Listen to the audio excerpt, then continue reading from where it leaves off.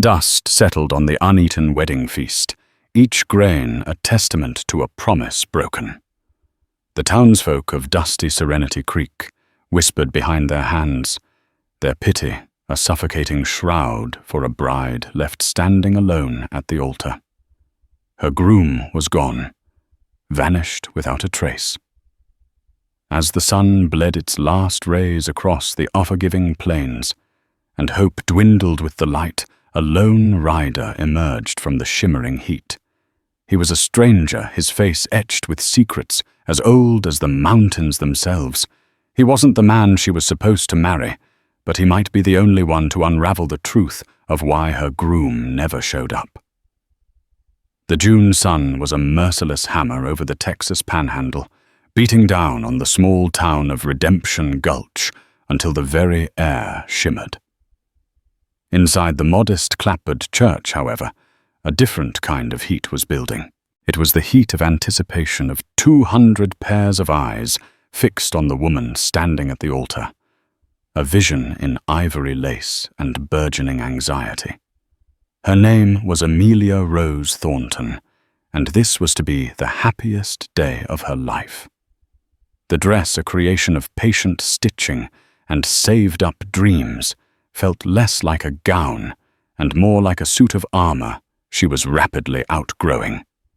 The lace, once a delicate whisper against her skin, now seemed to scratch and constrict with every shallow breath she took. She held a bouquet of prairie roses, their vibrant pink a stark, almost mocking contrast to the pallor of her own face. Their thorns, she noted with a strange detachment, were pricking her fingers. She didn't feel a thing. She had been standing there for 1 hour, 12 minutes, and what felt like an eternity. Her groom, Jonathan Sterling, was late.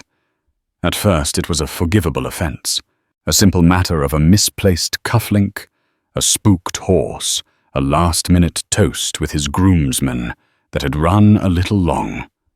Jonathan was a man of grand gestures and occasionally flawed timing. He was a charmer, a dreamer, a salesman who had wandered into Redemption Gulch a year ago, with a wagon full of patent medicines and a smile that could coax a sermon from a sinner.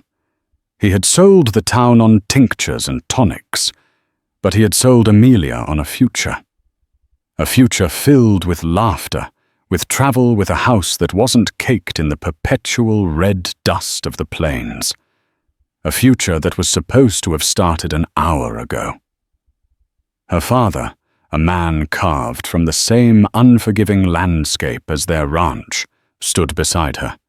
His hand, calloused and thick, rested on her arm, a silent, heavy anchor.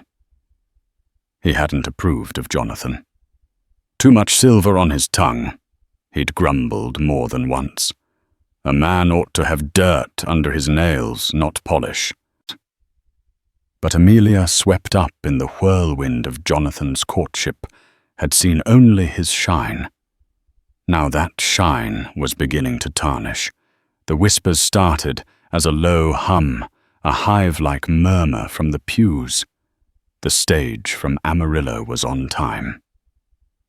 Mrs. Gable, the town's foremost purveyor of gossip, hissed to her neighbor, her voice carrying in the strained silence. My Harold saw it pull in an hour past. Amelia's heart, which had been performing a frantic jig against her ribs, gave a sickening lurch. Jonathan was supposed to have been on that stage. He'd gone to Amarillo to finalize the sale of his small business interests, there promising to return a married man. He'd kissed her goodbye at the depot 3 days ago, his eyes bright with promises. I'll be back before you can miss me, my love. Back with the world on a string for you. The world, it seemed, had gotten tangled. Her younger sister Mary bustled up the aisle, her own bridesmaid's dress of pale blue wilted from the heat and worry. Maybe he had to hire a buggy. Maybe the stage was too full for his luggage. Mary's excuses were becoming as thin as the air in the church. Amelia looked past her sister, past the sea of pitying and curious faces to the open church doors. They framed a rectangle of blinding, indifferent sunlight and empty, dusty road.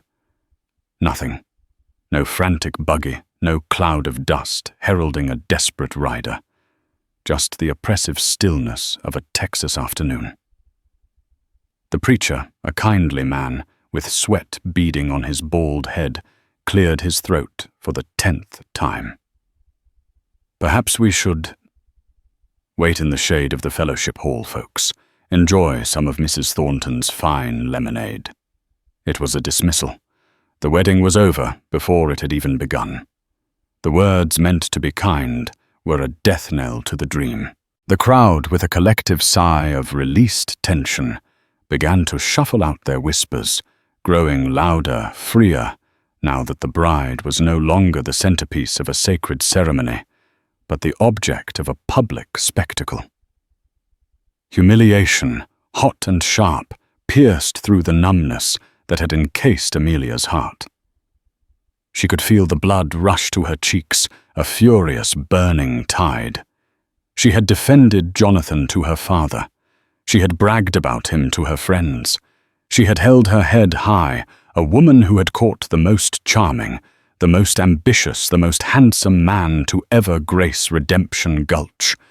And he had left her here, alone, at the altar, a fool in a white dress. Her father's hand tightened on her arm. "Come, Amelia. Let's go home." His voice was gruff, but for the first time she heard not disapproval, but a deep, aching sympathy. She nodded, unable to speak past the lump of shattered pride lodged in her throat. She turned her movement stiff and started the long walk back down the aisle. It was a walk of shame, each step a testament to her folly. The prairie roses, once a symbol of her love, now felt like a bouquet of accusations. She wanted to hurl them, to crush their vibrant petals under her heel. Instead, she clutched them tighter, the thorns finally breaking the skin, a small, sharp pain that was a welcome distraction from the gaping wound in her chest. They stepped out of the church and into the unforgiving sun. The townsfolk averted their eyes, pretending a sudden interest in their shoes. The sky, anything but the sight of the abandoned bride. The long tables set up for the wedding feast stood laden with food untouched. A 3-tiered cake. Amelia's mother's proudest creation was already beginning to list in the heat, the buttercream icing sweating under the sun's relentless gaze. It was a perfect, heartbreaking tableau of a day gone wrong. As her father helped her onto the seat of their wagon, a thought, cold and clear, cut through her misery. Jonathan wasn't just late. He wasn't just thoughtless. This was deliberate. Something was terribly wrong, or terribly right in a way she couldn't yet comprehend. The man she had promised to love, honor, and obey had vanished. And Amelia Rose Thornton had a dreadful feeling that the reason for his disappearance was a secret that could destroy more than just her wedding day. It could destroy her life. She looked out at the horizon, at the endless expanse of dusty plain that stretched to meet the sky. Somewhere out there, he was riding away from her. Or something else had stopped him. The question was, which was worse? The wagon lurched forward, carrying her away from the church, away from the whispers, away from the shell of the life she was supposed to have. With every turn of the wheels, a cold resolve began to settle in her heart, displacing the grief. She would not be the town's tragic figure. She would not wither under their pity. She would find out what happened to Jonathan Sterling. Not to win him back, but to reclaim the piece of herself he had stolen. Her dignity, her pride, her future. The sun was beginning to dip towards the horizon, painting the sky in hues of orange and purple, the colors of a fresh bruise. And as the day of her greatest joy turned into the night of her deepest sorrow, Amelia knew one thing for certain. Her story was not over. It had just begun. The Thornton Ranch was 5 miles out of town, a sprawling expanse of hard-won land that clung to life with the same stubborn tenacity as her father. The silence in the wagon on the ride home was a living thing, thick and suffocating. Mary sniffled quietly beside her, while her father's hands clenched tight on the reins were the only outward sign of the storm brewing within him. When they arrived, her mother, a woman whose gentle nature belied a core of steel, met them at the porch. She didn't offer platitudes or false comfort. She simply opened her arms, and Amelia fell into them, the facade of her composure finally crumbling. The tears came then hot and silent, soaking the front of her mother's apron. "The food will go to the church pantry," her mother said, softly stroking her hair. "Nothing will be wasted." It was a practical sentiment meant to soothe, but it only highlighted the monumental waste of the day, the waste of hope, of love, of a year of her life. She spent the next few hours in her room, the ivory dress pooled on the floor like a fallen cloud. She had changed into a simple cotton work dress, the familiar fabric, a small comfort. Outside her window, the sun completed its slow, agonizing descent, surrendering the sky to the encroaching twilight. The vibrant colors of the sunset had deepened into the bruised purples and inky blues of dusk. The day was officially over. He was not coming.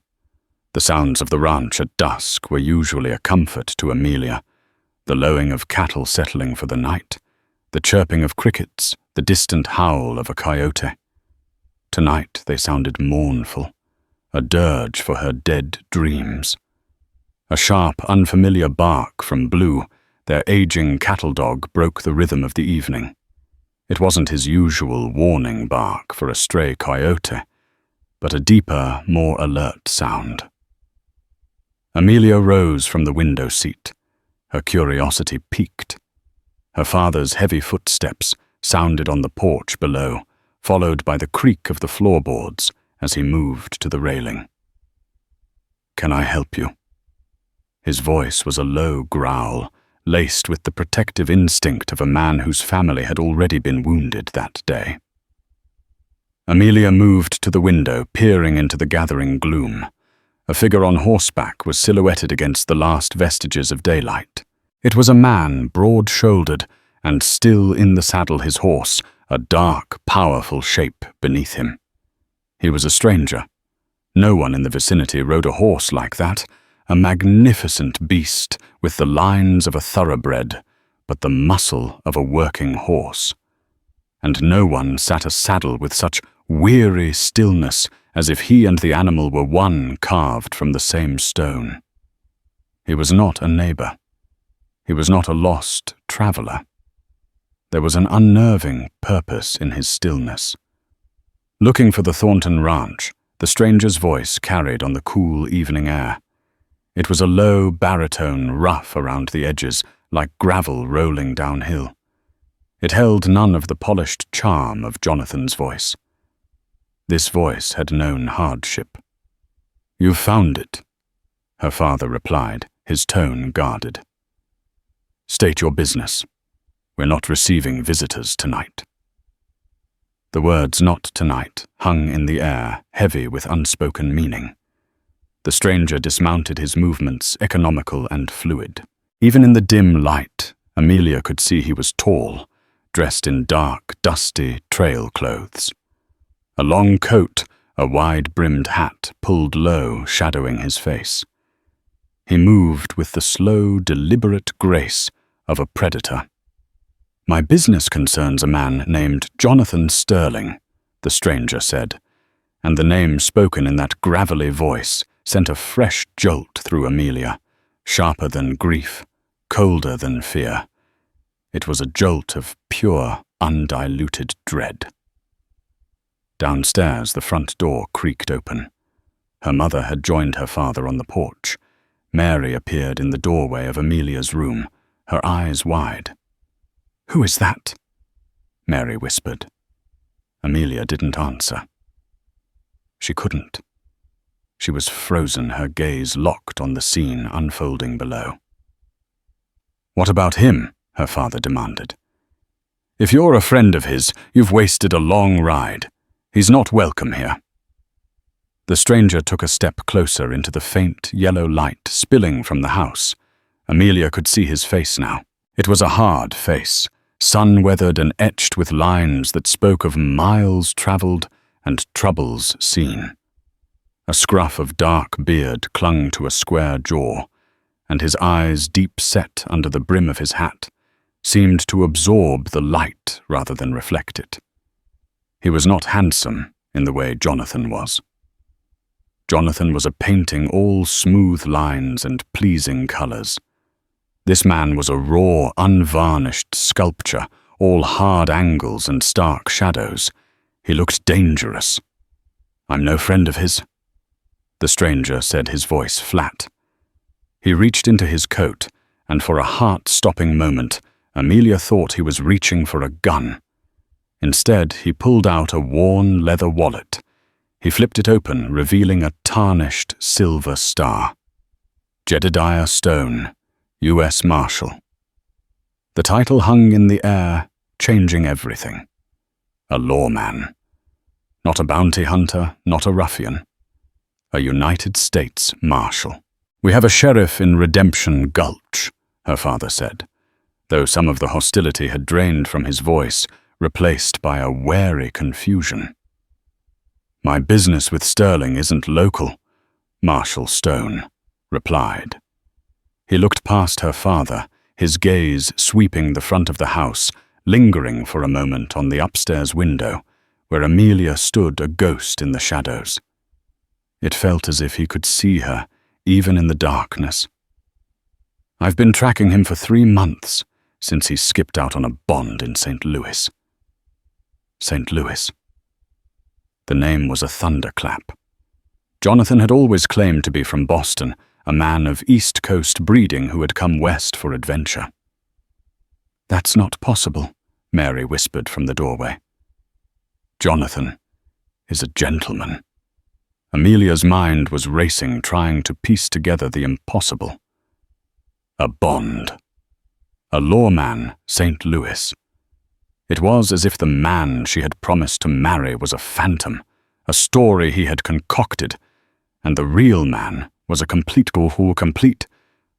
stranger to her. "The man you know as Jonathan Sterling," the marshal continued, his voice devoid of any emotion, "is known to the law as Silas Cain. He's wanted for fraud, embezzlement, and selling fraudulent land grants along the Butterfield Overland Mail route. He preys on trusting folks, sells them a dream on paper, takes their money, and disappears." Silas Cain. The name was ugly foreign. It didn't fit the man who had quoted poetry to her by moonlight and promised her a rose garden. Her father was speechless, his hand gripping the porch rail so tightly his knuckles were white. Her mother let out a soft, wounded sound. Amelia felt a strange, cold calm descend upon her. The humiliation of being jilted was being replaced by a much more complex, much more terrifying emotion. She had not been left by a flawed lover. She had been deceived by a professional criminal. Her great romance had been a confidence trick. She turned from this window, pushed past her bewildered sister, and walked down the stairs. Her bare feet made no sound on the wooden steps. She reached the front door and stepped out onto the porch, into the cool night air. All 3 adults on the porch turned to look at her. Her father's face was a mask of fury and concern. Her mother's was etched with pity. The marshal's expression was unreadable.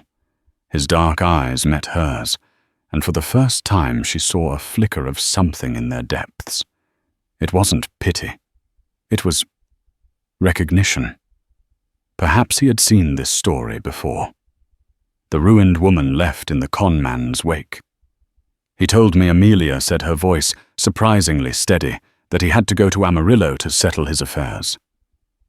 Marshal Stone's gaze sharpened. When did he leave? 3 days ago. He was supposed to be back today. For the wedding. The word felt like ash in her mouth. The marshal absorbed this information, his jaw tightening slightly. He's not in Amarillo. I was just there. Tore the town apart looking for him. The trail went cold right outside Redemption Gulch. I figured he must have a reason to stop here. Looks like you were his reason. So where is he? Her father demanded, his voice shaking with rage. Where is the coward Marshal? Jedediah Stone's gaze dropped to the dusty ground for a moment, before meeting theirs again. The next words he spoke would shatter the last remaining fragments of Amelia's world, and set her on a path she could never have imagined. That's what I came to find out, the marshal said, his voice grim. Because an hour before sundown, my tracker found his horse. It was wandering alone 10 miles east of here. The saddlebags were full, but the saddle was empty. He paused, letting the weight of his words settle. And there was blood on the saddle horn. The word blood hung in the air, a chilling counterpoint to the chirping crickets. It was a word that belonged to the wild, untamed corners of the world. Not to her front porch, not in connection with the man she was supposed to have married. Jonathan, or Silas, as she now had to think of him, was a man of words and smiles, not violence and blood. Her father, a man more accustomed to the practical realities of life and death on a ranch, was the first to recover. Blood. Whose blood? Hard to say for certain. Marshal Stone replied, his gaze still fixed on Amelia, gauging her reaction.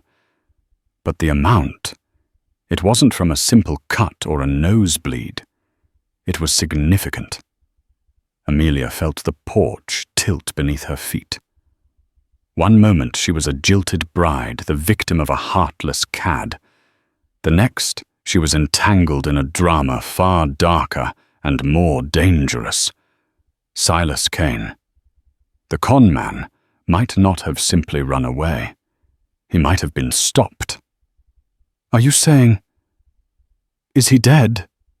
Mary's voice was a tremulous whisper from the doorway. I'm saying he's missing and the circumstances are suspicious. The marshal corrected his tone, precise. Could be he was ambushed. Could be he had a falling out with a partner. Could be a lot of things. Men like Silas Cain make enemies as easily as they draw breath.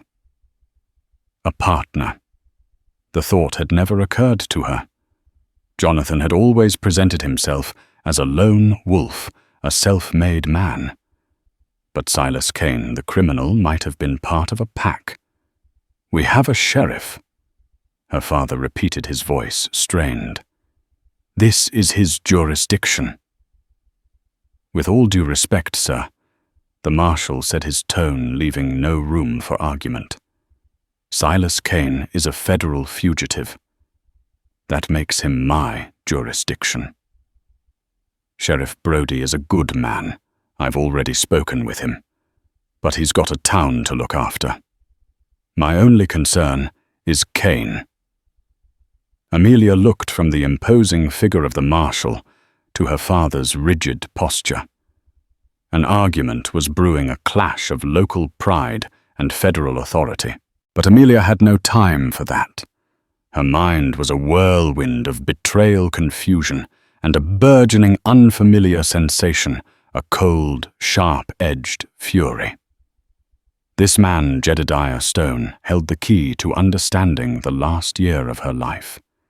He was the only one who seemed to know the truth about the man who had lied to her, and he was the only one who could tell her what had happened to him out on that empty plain.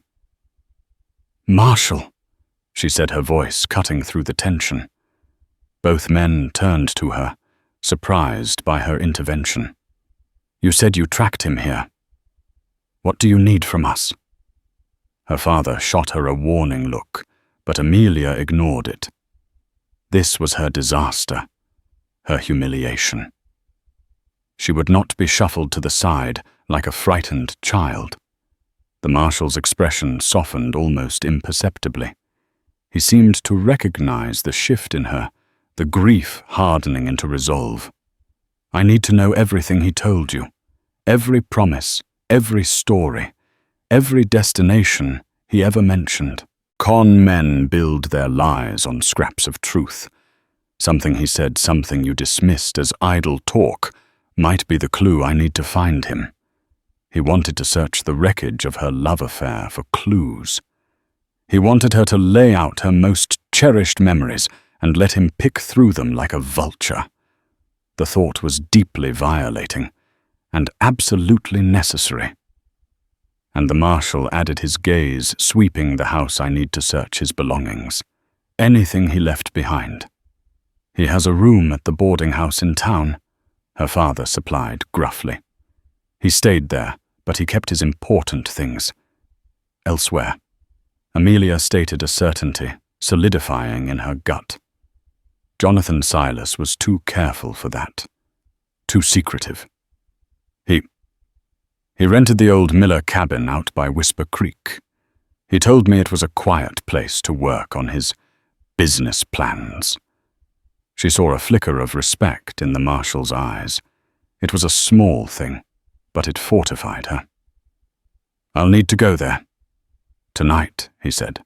"I'll take you," Amelia said without hesitation. "Amelia." Her father's voice was a sharp reprimand. "You will do no such thing. It's not safe. You will stay here. Stay here."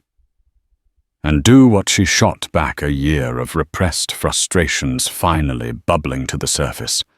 Stare at the walls and wonder how I could have been such a fool. Wonder if the man I was supposed to marry is dead in a ditch or laughing at me in some other town with some other woman's money. "No, I'm going." She looked her father square in the eye, and for the first time in her life, she did not back down. He saw in her not his little girl, but a woman he didn't quite recognize, a woman forged in the crucible of that day's disaster. "She's right, John," her mother said quietly from the porch steps. "She has a right to know." Her father deflated the fight going out of him, replaced by a weary resignation. He ran a hand over his face, the gesture of a defeated man. The marshal, who had watched the entire exchange with a neutral expression, gave a slight nod. "I'll keep her safe, Mr. Thornton." He didn't say it like a promise. He said it like a statement of fact. "Wait here," Amelia said to the marshal, before turning and marching back into the house. She bypassed her own room and went directly to the small office where her father kept his accounts. From a locked drawer she retrieved a small pearl-handled revolver, a gun he had given her for protection on her infrequent solo rides. It was light and elegant, much like the man who had prompted its purchase, but it was still a weapon. She checked that it was loaded, her movements sure and steady. Then she went to her own room. From the bottom of her hope chest, beneath the linens and lace she had been collecting for her married life, she pulled out a small leather-bound journal. It was filled with her own handwriting, a record of her courtship. It was a book of lies, but within those lies, as the marshal had said, there might be a kernel of truth. She also grabbed a thick wool shawl. The June nights could still be cold on the plains. When she returned to the porch, she had the journal tucked under one arm and her composure firmly back in place. She had shed the skin of the victim. Now she was a survivor, and she was ready for a hunt. "I'm ready," she said. Marshal Stone simply nodded. He turned to his magnificent horse, which had stood patiently through the entire exchange. "I'll need to borrow a horse for the lady." "Take Bess," her father said, his voice rough with emotion. "She's steady." While her father went to saddle her mare, Amelia stood on the porch with the lawman. The silence between them was different now. It was no longer the silence of strangers, but the quiet understanding of two people yoked to the same grim purpose. "I'm sorry for your trouble, ma'am," the marshal said, his voice low. It was the first hint of personal sentiment he had shown. "The trouble is of my own making," Marshal Amelia replied, her voice hard. "I was a fool." "He fooled a lot of people," Stone said. "Judges, bankers, businessmen. There's no shame in being trusting. The shame is on him for betraying it." His words were a small, unexpected comfort. Before she could reply, her father returned with Bess, a sturdy brown mare. He helped Amelia into the saddle, his hands lingering on hers for a moment. "Be careful, daughter." "I will, Papa," she whispered. She looked at Jedediah Stone, already mounted on his dark horse, a formidable silhouette against the star-dusted sky. He was a harbinger of doom, the man who had shattered her world. But he was also her only guide through the wreckage. As she nudged Bess forward, falling into place beside him, she knew she was riding away from everything she had ever known. The lights of the ranch receded behind them, a small, warm island in an ocean of darkness. Ahead lay only the vast, indifferent plains and a mystery steeped in blood and betrayal. They rode in silence, two strangers bound by the ghost of a man who was a liar, a thief, and perhaps a victim himself. An unlikely alliance born from the ashes of a wedding that never was. The ride to the Miller cabin was a journey through a landscape of shadows. The moon, a slender silver crescent, offered little light, leaving them to trust the instincts of their horses. Marshal Stone rode with an easy confidence, his body moving in perfect sync with his mount, his gaze constantly scanning the darkness. Amelia, a capable rider herself, found herself watching him, this quiet, imposing man who had so thoroughly upended her existence. He was a stark contrast to Jonathan Silas. Silas had ridden a horse like it was a temporary inconvenience, a means to an end. He was a man of parlors and saloons. This Marshal Jedediah Stone seemed a part of the wilderness itself, as natural and as dangerous as a wolf or a hawk. "Tell me about him," Stone said, his voice startling her out of her reverie. He didn't look at her, his eyes fixed on the trail ahead. "What do you want to know?" she asked, her tone brittle. "Everything." "What did he say about his past? His family? Where did he get his money?" Amelia took a deep breath, the cold night air stinging her lungs. She opened the floodgates, the stories pouring out of her in a flat, dispassionate tone, as if she were reciting a history that had happened to someone else. She spoke of the tales of a wealthy Boston family of shipping interests in the East, of a rebellious younger son seeking his own fortune. She told him of the monthly bank drafts Silas received, which he claimed were from his family's trust. She recounted his plans for a grand house in San Francisco, his talk of investing in railroads, his disdain for the dust and provincialism of Redemption Gulch. With every word she felt more and more foolish. The stories which had once sounded so romantic and grand now seemed flimsy and theatrical, full of holes she had willfully ignored. He never talked about St. Louis. The marshal asked when she finally fell silent. No. Never. Did he have any friends in town? Anyone he confided in? Amelia thought for a moment. No one close. He was friendly with everyone, but friends with no one. He charmed them all, especially Mr. Abernathy at the bank. The bank drafts. Stone mused more to himself than to her. They were probably fakes. Good ones, likely. Part of his investment to build trust before a bigger score. The wedding, Amelia said the word tasting like poison. Was that the bigger score? Stone was silent for a long moment. Maybe. A marriage into a respectable family with land. It gives a man legitimacy. Opens doors. Or maybe you weren't the target at all. Maybe you were just the cover.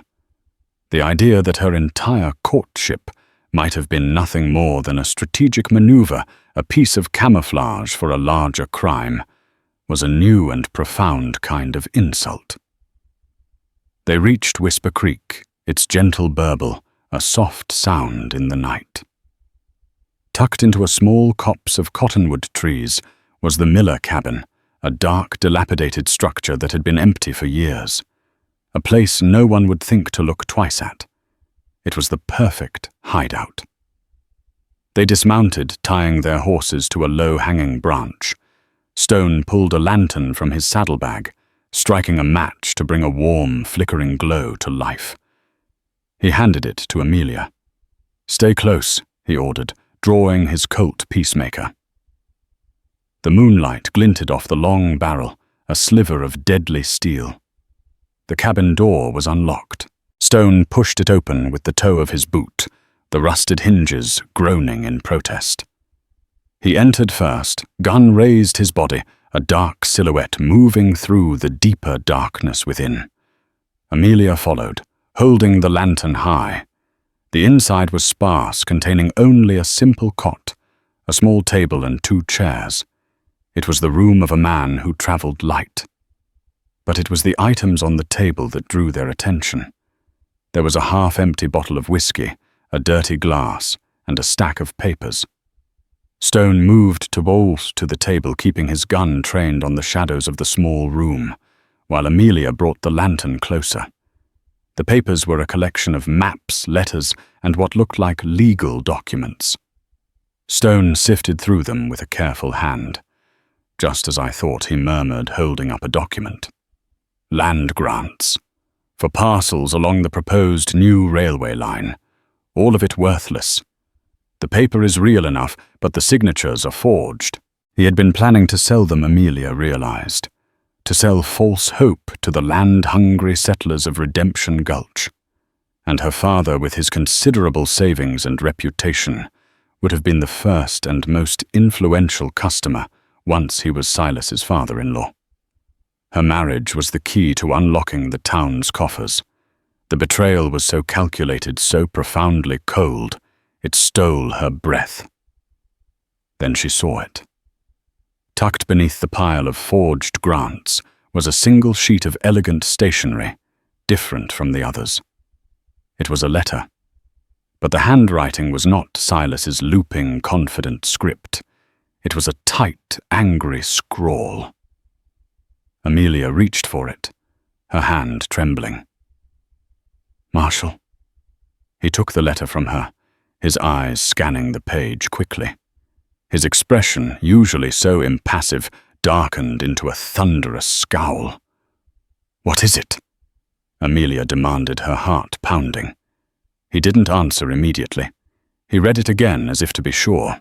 Then he looked at her, and his eyes were filled with a grim understanding. "It seems your fiancé wasn't working alone, and his partner was growing impatient." He handed her the letter. "Cain. The timeline has moved up. The banker in Amarillo is getting nervous, asking questions we don't want answered. The Thornton deal is taking too long. You have 1 day to secure the father's investment and meet me at the rendezvous. 1 day. If you're not there, I will assume you've lost your nerve, and I will come to collect my share from you directly. And you know I don't make idle threats. Don't be a fool. The girl is a means to an end. Don't let a pretty face cost you your life." The letter was dated 2 days ago. R, a single initial. The rendezvous. Amelia whispered, her mind racing. Did he ever mention a place? She closed her eyes, forcing herself back into the memories, sifting through the lies. Picnics, moonlit rides, whispered sweet nothings. It was all a blur of calculated affection. But then a flicker, a memory from a few weeks ago. They had ridden out east of the ranch towards the Badlands. Silas had grown quiet, distracted. He'd pointed to a distinctive rock formation, a tall spire of red rock that looked like a broken tooth against the sky. He called it the Devil's Thumb, she said, her voice barely audible. He said it was a landmark for travelers on the old southern trail. He seemed interested in it. He asked how long it would take to ride there. Stone's eyes narrowed. The Devil's Thumb. I know it. It's a good 20 miles from here. A desolate spot. Perfect for a meeting you don't want anyone to witness. The pieces were clicking into place, forming a picture more terrifying than she could have imagined. Silas hadn't just run away. He had gone to that meeting. The blood on the saddle. It meant the meeting had not gone well. His partner, the mysterious R, had made good on his threat. We have to go there, Amelia said the words out of her mouth before she had time to think. No, Stone said, his voice firm, final. This is where your part in this ends. It's too dangerous. This R is not a con man. He's a killer. It is not where it ends. Amelia retorted, her fear eclipsed by a blazing anger.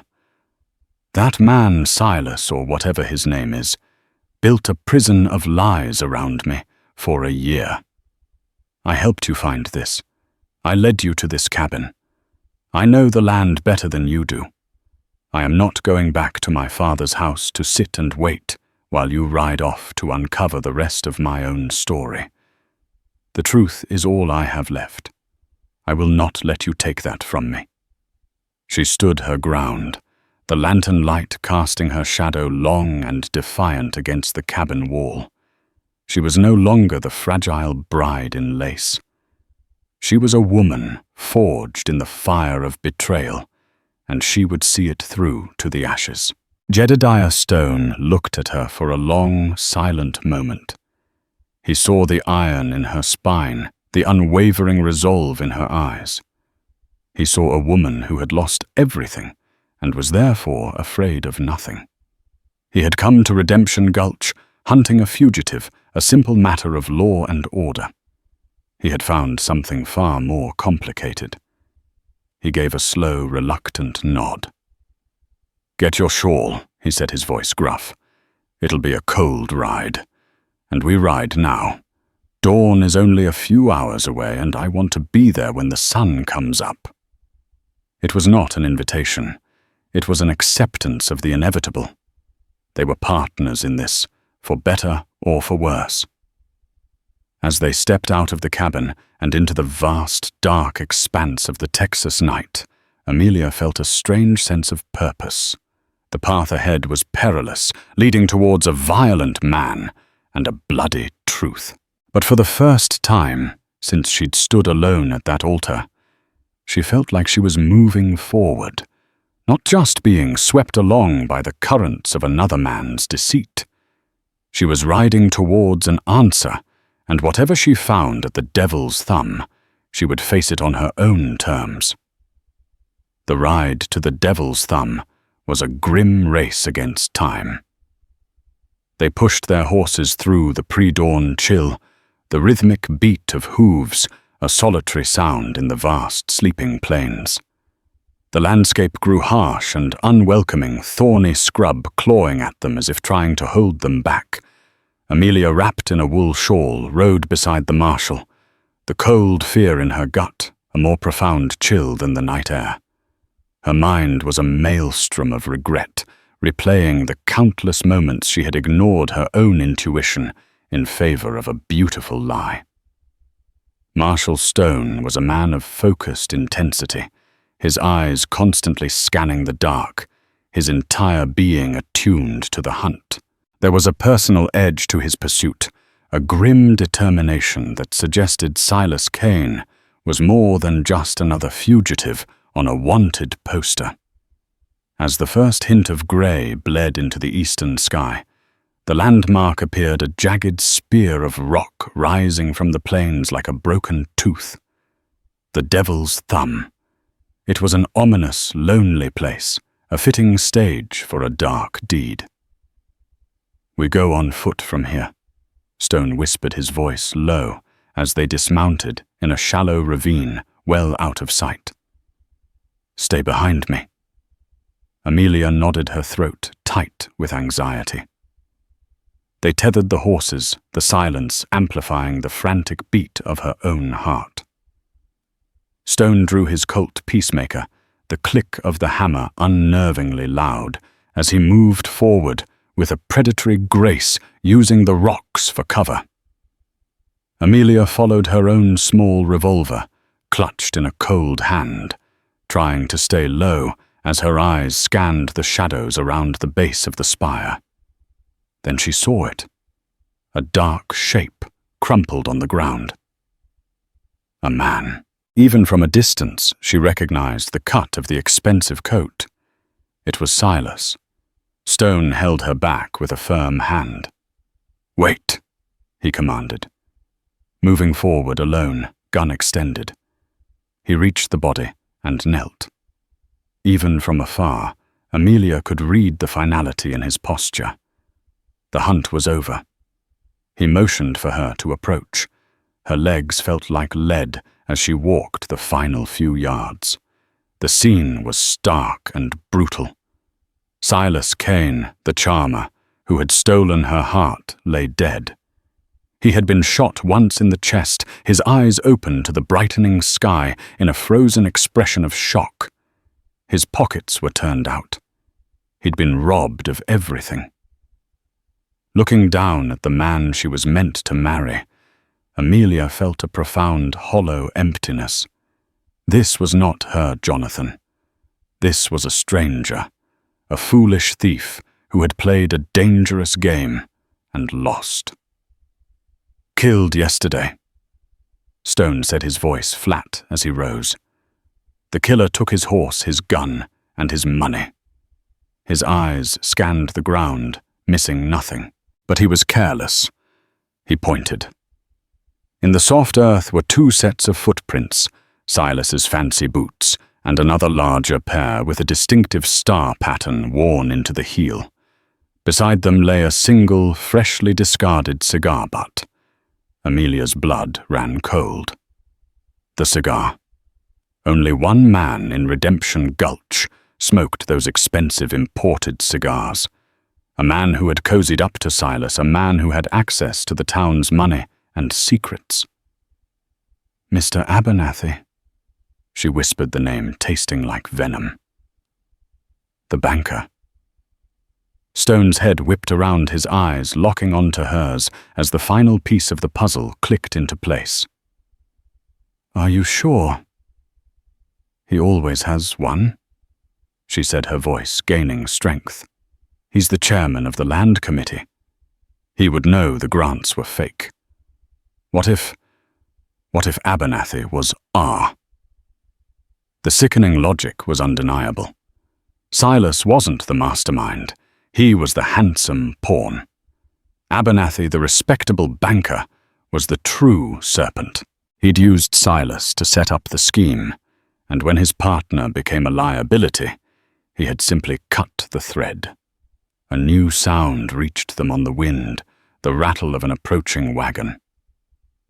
"Someone's coming," Amelia said, her hand tightening on her revolver. Stone pulled her behind a large boulder, peering through a narrow gap. A buckboard wagon was approaching, and at the reins was Mr. Abernathy himself. He was coming back to dispose of the body. The banker pulled the wagon to a halt, huffing as he climbed down and pulled a shovel from the back. He was so confident in the remoteness of the spot, so sure of his own cleverness, that he didn't even scan his surroundings. "Stay down," Stone ordered. But a fire Amelia never knew she possessed was burning in her veins.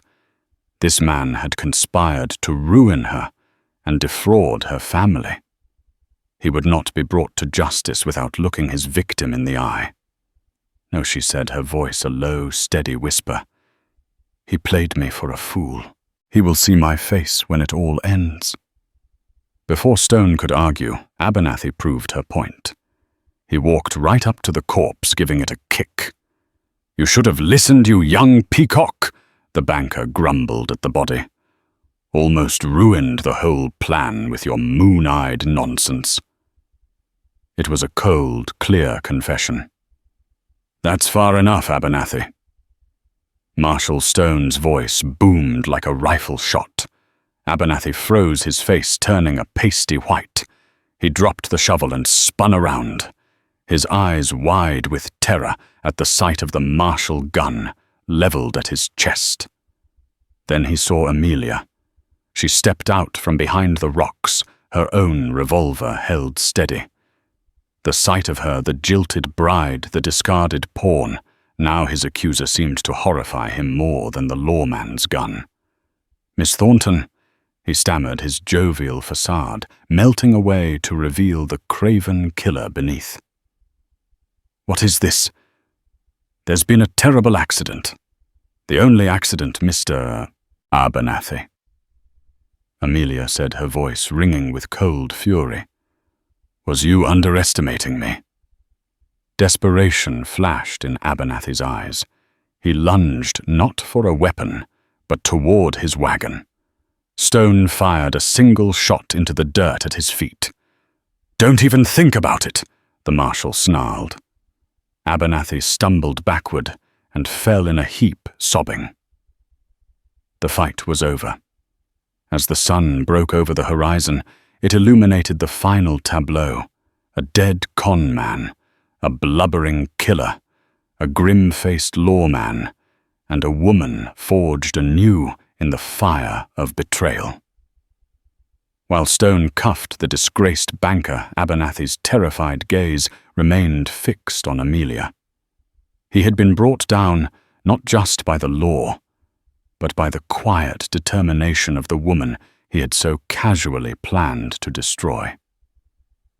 The journey back to Redemption Gulch was quiet, the silence heavy with the somber finality of the truth.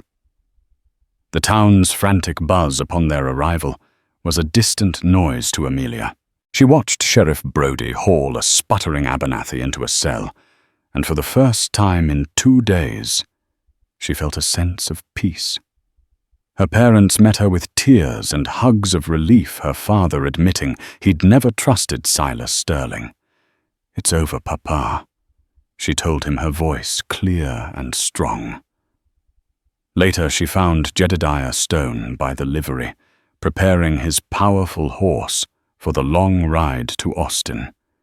He had a prisoner to deliver. "You're leaving," she stated. "My work here is done," he said, turning to face her. In the daylight, the hard lines of his face seemed softer, his weary eyes holding a profound decency. "Marshal," she began, "I don't know how to thank you." "You don't need to, Miss Thornton," he said. "You faced this head-on. You're stronger than you know." "I'm stronger than I thought," she corrected, a faint smile touching her lips. "Yesterday I thought my life was over. Today, I'm not sure what I am." "You're a survivor," he said, his voice gentle. "And you get to decide what your life is going to be now." He extended his hand in a formal gesture of goodbye. She placed hers in it. His grip was firm and warm, the grip of a man who was real and true.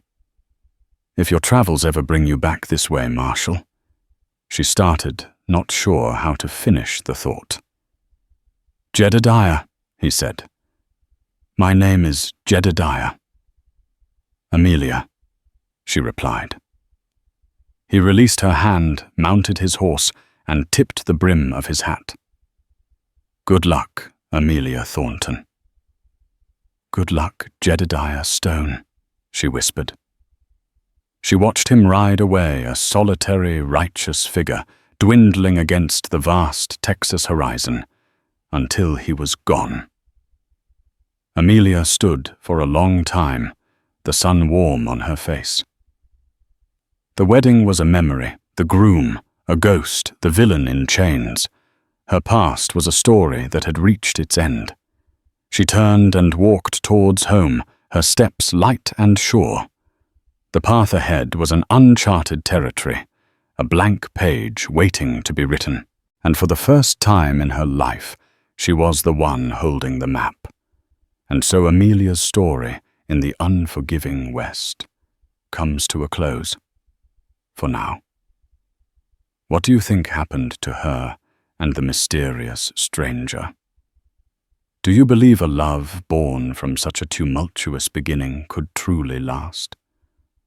Let me know your thoughts in the comments below. If you enjoyed this tale of love loss and redemption, don't forget to give this video a thumbs up and share it with a fellow lover of Western stories. And to make sure you don't miss our next adventure into the heart of the Wild West, hit that subscribe button and ring the bell for notifications. We've got a whole frontier of stories waiting to be told, and we'd be honored to have you along for the ride. Thanks for listening, and until next time, may your trails be true.